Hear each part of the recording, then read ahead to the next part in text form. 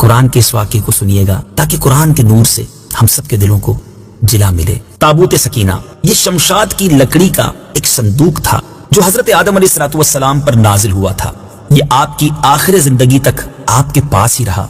پھر بطور میراث یکے بعد دیگرے آپ کی اولاد کو ملتا رہا، یہاں تک کہ یہ حضرت یعقوب علیہ السلام کو ملا اور آپ کے بعد آپ کی اولاد بنی اسرائیل کے قبضے میں رہا، اور حضرت موسیٰ علیہ السلام کو مل گیا تو آپ اس میں تورات شریف اور اپنا خاص سامان رکھنے لگے۔ یہ بڑا ہی مقدس اور بابرکت صندوق تھا۔ بنی اسرائیل جب کفار کے لشکروں کی کثرت اور شوکت دیکھ کر سہم جاتے تھے، ڈر جاتے تھے اور ان کے سینوں میں دل دھڑکنے لگتے تو وہ اس صندوق کو، اس باکس کو اپنے آگے رکھ لیتے، تو اس صندوق سے ایسی رحمتوں اور برکتوں کا ظہور ہوتا تھا کہ دلوں میں سکون و اطمینان کا سامان پیدا ہو جاتا تھا۔ لرزتے ہوئے دل پتھر کی چٹانوں سے زیادہ مضبوط ہو جاتے تھے، اور جس قدر صندوق آگے بڑھتا تھا آسمان سے نصر من اللہ و فتح قریب کی بشارت عظمی نازل ہوا کرتی اور فتح مبین حاصل ہو جایا کرتی تھی۔ جی ہاں، بنی اسرائیل میں جب کوئی اختلاف پیدا ہوتا تھا تو لوگ اسی صندوق سے فیصلہ کراتے تھے، صندوق سے فیصلے کی آواز اور فتح کی بشارت سنی جاتی تھی۔ بنی اسرائیل اس صندوق کو اپنے آگے رکھ کر اور اس کو وسیلہ بنا کر دعائیں مانگتے تھے تو ان کی دعائیں قبول ہوتی تھیں اور بلاؤں کی مصیبتیں اور وباؤں کی آفتیں ٹل جایا کرتی تھیں۔ الغرض یہ صندوق بنی اسرائیل کے لیے تابوت سکینہ یعنی برکت و رحمت کا خزینہ اور نصرت خداوندی کے نزول کا نہایت مقدس اور بہترین ذریعہ تھا۔ مگر جب بنی اسرائیل طرح طرح کے گناہوں میں ملوث ہو گئے اور ان لوگوں میں عصیاں کی یعنی گناہوں کی سرکشی کا دورہ ہو گیا تو ان کی بدعمالیوں کی نحوست کی وجہ سے اللہ عز و جل کی طرف سے یہ غضب نازل ہوا کہ قوم عمالقہ کے کفار نے ایک لشکر جرار کے ساتھ ان لوگوں پر حملہ کر دیا۔ ان غیر مسلموں نے بنی اسرائیل کا قتل عام کر کے ان کی بستیوں کو تاخت و تاراج کر ڈالا، عمارتوں کو توڑ پھوڑ کر تہس نہس کر ڈالا اور اس متبرک صندوق کو بھی اٹھا کر لے گئے۔ اس مقدس تبرک کو نجاستوں کے کوڑے خانے میں پھینک دیا۔ لیکن اس بے ادبی کا قوم عمالقہ پر یہ وبال پڑا کہ یہ لوگ طرح طرح کی بلاؤں اور بیماریوں کے ہجوم میں جھنجھوڑ دیے گئے۔ چنانچہ قوم عمالقہ کے 5 شہر بالکل برباد اور ویران ہو گئے، یہاں تک کہ ان بے ایمانوں کو یہ یقین ہو گیا کہ یہ صندوق رحمت کی بے ادبی کا عذاب ہم پر پڑ گیا ہے، تو ان کافروں کی آنکھیں کھل گئیں۔ چنانچہ ان لوگوں نے اس مقدس صندوق کو ایک بیل گاڑی پر لاد کر بنی اسرائیل کی بستیوں کی طرف روانہ کر دیا۔ پھر اللہ تعالیٰ نے 4 فرشتوں کو مقرر فرما دیا جو اس مبارک صندوق کو بنی اسرائیل کے نبی حضرت شمویل علیہ السلام کی خدمت میں لائے۔ اس طرح پھر بنی اسرائیل کی کھوئی ہوئی نعمت دوبارہ ان کو مل گئی، اور یہ صندوق ٹھیک اس وقت حضرت شمویل کے پاس پہنچا جبکہ حضرت شمویل علیہ السلام نے طالوت کو بادشاہ بنایا تھا، اور بنی اسرائیل طالوت کی بادشاہی تسلیم کرنے پر تیار نہیں تھے، اور یہی شرط ٹھہری تھی کہ مقدس صندوق آ جائے تو ہم طالوت کی بادشاہی تسلیم کر لیں گے۔ چنانچہ صندوق آ گیا اور بنی اسرائیل طالوت کی بادشاہی پر رضامند ہو گئے۔ اب آپ غور کر رہے ہوں گے کہ اس تابوت سکینہ میں تھا کیا؟ اتنا مبارک، اتنی فضیلت بیان ہو رہی ہے اور قرآنی واقعہ ہے۔ اب آئیے سنیے تابوت سکینہ میں کیا تھا۔ اس مقدس صندوق میں حضرت موسیٰ علیہ السلام کا عصا اور ان کی مقدس جوتیاں، اور حضرت ہارون علیہ السلام کا عمامہ، حضرت سلیمان علیہ السلام کی انگوٹھی، تورات کی تختیوں کے چند ٹکڑے، کچھ منو سلوا، اس کے علاوہ حضرت انبیاء کرام علیہ السلام کی صورتوں کے حلیے وغیرہ، یہ سب سامان اس میں تھے۔ میٹھے میٹھے اسلامی بھائیوں، آپ جاننا چاہیں گے کہ قرآن مجید فرقان حمید میں اس صندوق کا، اس تابوت سکینہ کا تذکرہ کہاں اور کیسے موجود ہے؟ چنانچہ پارہ 2 سورہ بقرہ آیت نمبر 248 میں ارشاد ہوتا ہے، وقال لهم نبيهم إن آية ملكه أن يأتيكم التابوت فيه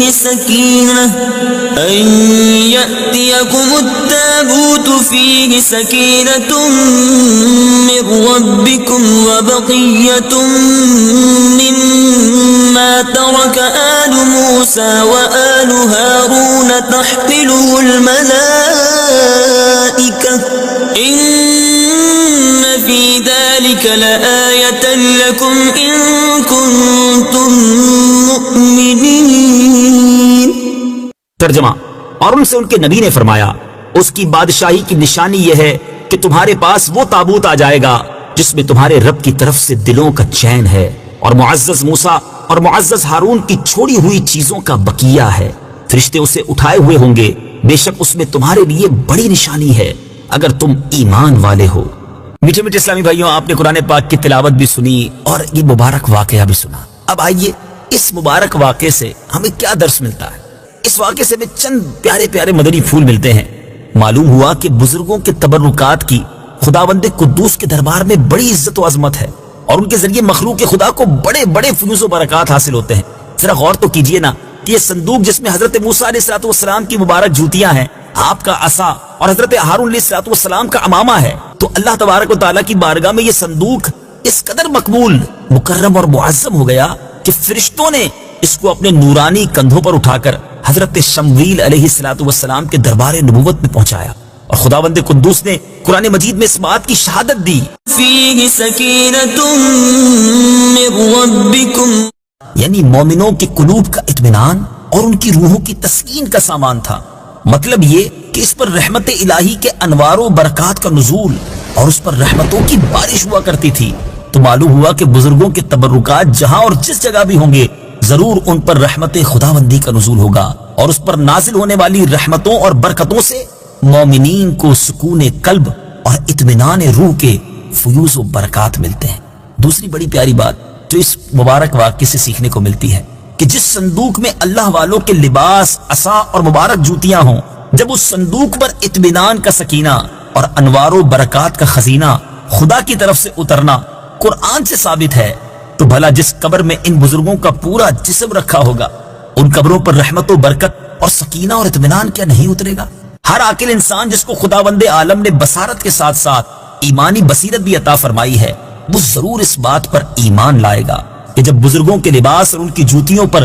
سکینہ اور رحمت کا نزول ہوتا ہے تو ان بزرگوں کی قبروں پر بھی رحمت خداوندی کا خزینہ ضرور نازل ہوگا. اور جب بزرگوں کے مزارات پر ان کی قبروں پر رحمتوں کا نزول ہوتا ہے تو جو مسلمان ان مقدس قبروں کے پاس حاضر ہوگا تو ضرور اس پر بھی بارش انوار رحمت کے چند قطرات برس ہی جائیں گے، کیونکہ جو موسلا دھار بارش میں کھڑا ہوگا ضرور اس کا کپڑا اور بدن بھیگے گا. جو دریا میں غوطہ لگائے گا ضرور اس کا پانی اس کے بدن کو تر کرے گا. جو عطر کی دکان پر بیٹھے گا تو ضرور اس کی خوشبو نصیب ہوگی. تو ثابت ہو گیا کہ جو مسلمان بزرگوں کی قبروں پر اچھی نیتوں کے ساتھ حاضری دیں گے ضرور وہ فیوز و برکات کی دولتوں سے مالا مال ہوں گے، اور ضرور ان پر خدا کی رحمتوں کا نزول ہوگا جس سے ان کے مصائب و آلام دور ہوں گے اور دین و دنیا کے فوائد اور منافع حاصل ہوں گے. اور تیسرا مدنی پھول جو اس واقعے سے سیکھنے کو ملتا ہے کہ جو لوگ بزرگوں کے تبرکات یا ان کی قبروں کی بے ادبی کریں گے وہ ضرور قہر قہار اور غضب جبار میں گرفتار ہوں گے،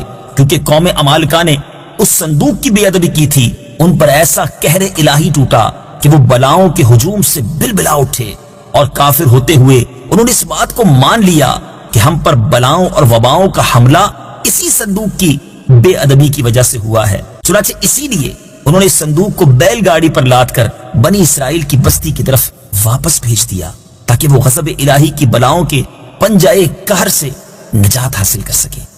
چوتھی بات، جب اس صندوق کی برکت سے بنی اسرائیل کو فتح مبین ملتی تھی تو ضرور بزرگوں کی قبروں سے بھی مومنین کی مشکلات دفع ہوں گی اور مرادیں پوری ہوں گی، کیونکہ ظاہر ہے کہ بزرگوں کے لباس سے کہیں زیادہ اثر رحمت بزرگوں کے بدن میں ہوگا.